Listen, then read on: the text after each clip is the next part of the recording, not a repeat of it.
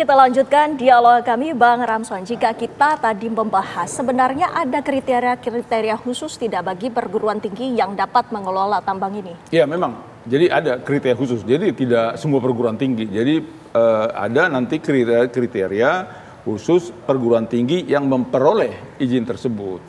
Nah, itu nanti di peraturan menteri atau di PP itu akan dibuat pada waktunya nanti.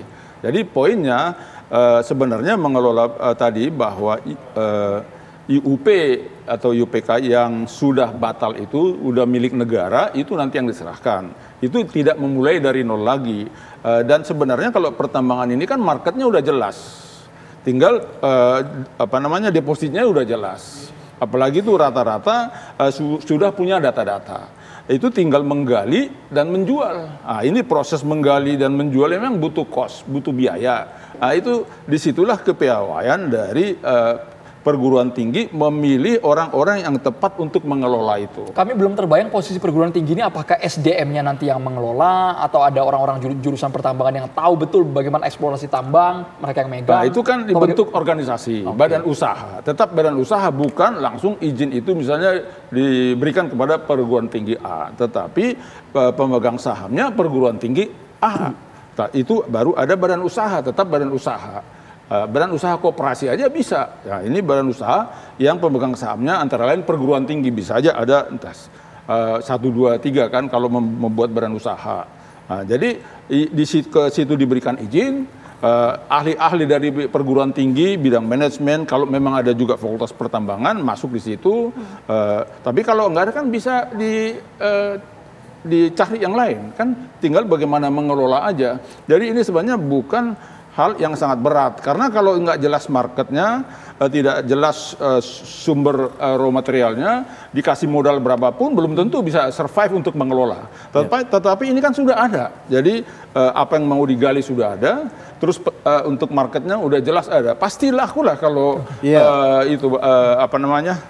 hasil-hasil tambang seperti nikel, batu bara, apalagi pasti laku lah. Ya, sebetulnya kalau saya persoalannya laku dan tidaknya bukan itu ya. Tetapi saya kira yang menjadi persoalan adalah saya menganggaplah yang dimaksud Pak Samson itu bahwa Bang Ramson itu bukan sebagai universitasnya, tapi universitas itu membentuk badan usaha. Saya menangkap ya.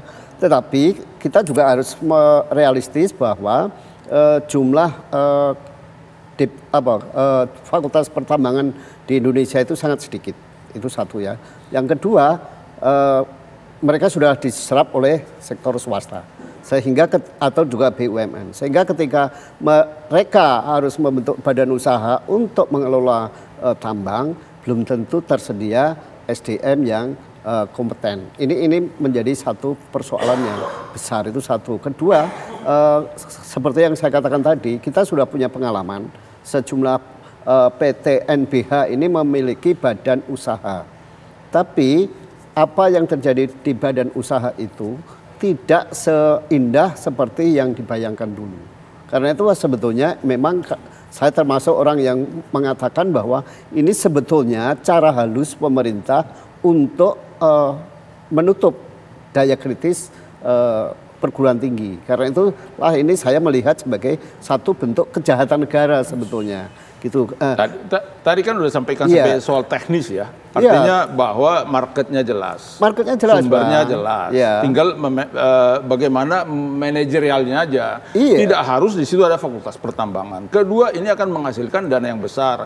Perguruan tinggi untuk penelitiannya membutuhkan dana yang besar, Pak. Kebetulan 2 periode saya waktu itu juga bermitra dengan Kementerian Ristek. Iya, tapi Bang. Jadi bahwa perguruan tinggi itu memerlukan dana yang besar untuk penelitian, untuk pengembangan, untuk pengembangan ilmu-ilmu dasar juga, bukan hanya applied. Itu memerlukan dana yang besar, Pak. Sementara kalau anggaran negara, kita masih banyak prioritas yang lain. Tapi di satu sisi ini harus berkembang, harus kompetitif. Justru disitulah visinya Pak Prabowo, selain soal swasembada pangan, swasembada energi, menciptakan putra-putra bangsa, anak-anak bangsa yang kompetitif nanti antar bangsa. Jadi kalau di Amerika Trump American First di Indonesia sebelumnya sebenarnya Pak Prabowo sudah Indonesia First beliau. Lihat dari visi-visi beliau kalau memang untuk begitu, mengembangkan Indonesia supaya lebih kompetitif nanti sehingga pertumbuhan ekonomi untuk target 8% bisa tercapai, terus mempersiapkan sumber daya manusia yang nanti seperti makan bergizi gratis itu untuk nanti anak-anak bangsa ini jadi cerdas, kompetitif, karena nanti pada saatnya ini kan di dunia ini udah adu begini. Coba seperti di Amerika sekarang orang-orang kaya nomor 1, 2, 3, 10 itu semua ini teknologi. Idenya Tapi saya kita menangkap. perlu persiapan ke sana, Pak. Idenya saya menangkap. Tetapi ketika perguruan tinggi itu asik mengelola tambang, maka fungsi utama perguruan tinggi itu akan hilang. Itu satu. Kedua, perguruan tinggi yang memiliki potensi untuk mengelola tambang adalah universitas-universitas atau perguruan tinggi yang sekarang ini sudah mapan. Sehingga yang akan terjadi apa? Justru kesenjangan kualitas antara perguruan tinggi besar dengan perguruan tinggi yang kecil. Sementara target Pak Prabowo adalah meminimalisir ketimpangan, termasuk ketimpangan kualitas pendidikan. Nah, kalau demikian apa? Mending pengelolaan tambang ini diserahkan kepada BUMN atau swasta, tetapi pengelolaannya efisien, pajaknya jelas masuk, lalu diberikan kepada perguruan tinggi. Jadi perguruan tingginya memperoleh pendanaan cukup dari hasil tambang, tetapi mereka tidak tercemari oleh kerusakan. Jadi kalau gini Pak, perguruan tinggi A misalnya, tidak semua terjun di situ pengelolaannya. Seperti tadi kan udah banyak ahli-ahli, bisa mengorganisir, bisa membuat organisasi, bisa pembagian tugas, semua udah termonitoring itu di perguruan tinggi tersebut. Justru di situ dibutuhkan kemampuan manajerial dari para rektor, wakil rektor, dan juga dekan masing-masing. Terus itu yang pertama. Terus yang kedua, kalau dikatakan bahwa nanti yang lain belum, ya memang yang penting kan ini yang yang tertentu itu dulu, yang memang punya kapasitas untuk berkembang sehingga tidak gangguan. Nggak mungkin sekaligus semua. Terus diberikan tadi soal diberikan kepada BUMN dan swasta, sudah diberikan kepada BUMN, sudah diberikan kepada swasta. Tapi kan ada swasta dulu, tunggu dulu Pak. Ada swasta yang main-main juga sehingga makanya banyak IUP yang dibatalkan. Nah, itulah saya tanggung jawab negara itu untuk mengawasi bagaimana swasta yang diberikan izin itu dia memanfaatkan izin itu secara maksimal, dan negara mengawasi untuk kontrol terhadap pemasukannya.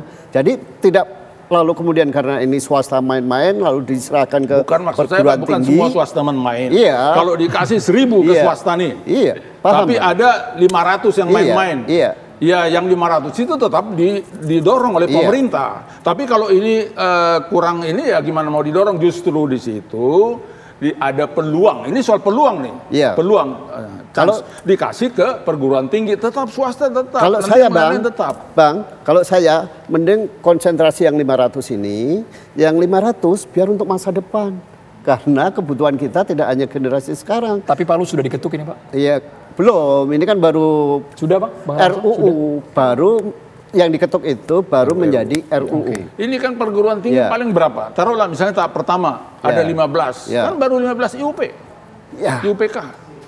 Kenapa tidak kita berikan kesempatan? Ya, justru karena 15 itu akan menimbulkan iri kepada perguruan tinggi yang tidak mempunyai sumber dana, dan akhirnya nanti ini akan menciptakan ketimpangan yang sangat luas antar PTN. Ya, kalau soal ketimpangan juga realitasnya kan ada kualitas. Ya justru itu. Sekarang ini juga, jadi kita realistis saja Pak. Oh iya. Justru mereka ini harus beradu nih untuk meningkatkan kualitas. Itu memang begitu.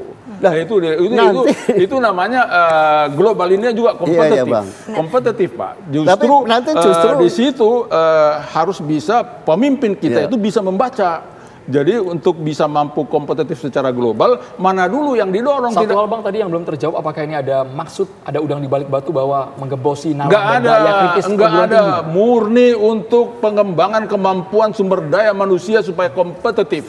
Karena perguruan tinggi memerlukan dana ekstra untuk penelitian, untuk pengembangan. Yang saya katakan tadi, ini memang menggunakan teori carrot and stick tadi. Jadi yang di satu kita tangkap bahwa semuanya menginginkan agar pendidikan di Indonesia ini tetap maju bagaimanapun caranya, bagaimanapun bisa dimanfaatkan. Terima kasih Bapak-Bapak waktunya bersama kami di Kabar Petang.